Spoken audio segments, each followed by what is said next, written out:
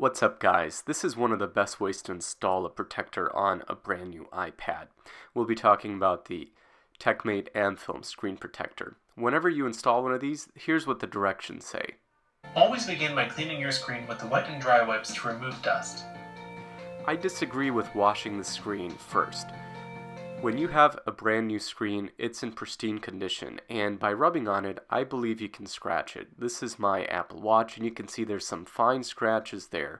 These aren't visible in most light, but under reflections I can clearly see them, and these have come on just from rubbing up against my shirt. So rubbing on a screen to clean it really makes me worry, especially with a brand new iPad.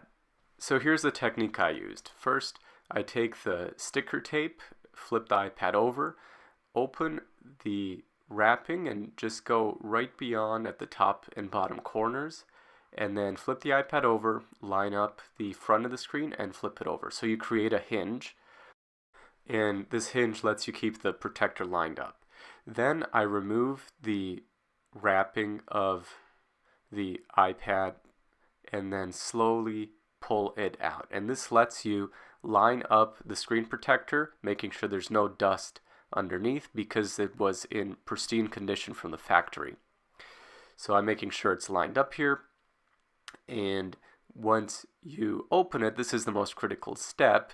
Very quickly try to take the peeling off without letting any dust particles land, and when I put this back on, you'll see it is lined up very nicely and there are no dust particles. Now, of course, bubbles are the bane of our existence with these screen protectors. I don't have great success using these squeegee credit card type things. What I actually like to do is use a microfiber cloth and just try to buff out the bubbles. And this works relatively well most of the time. Few more bubbles left to take care of, and a good rub of the microfiber cloth will take care of these. So to finish the installation, I flip the iPad back over, I undo the tape tabs that have been connected, and then slowly remove the outer covering of the screen protector, and then you'll see there's still some bubbles there. With a little pressure, it went away no problem.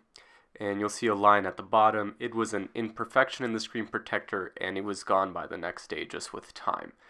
So let me know what you think in the comments, if you have a better way of doing it, and remember to like and subscribe.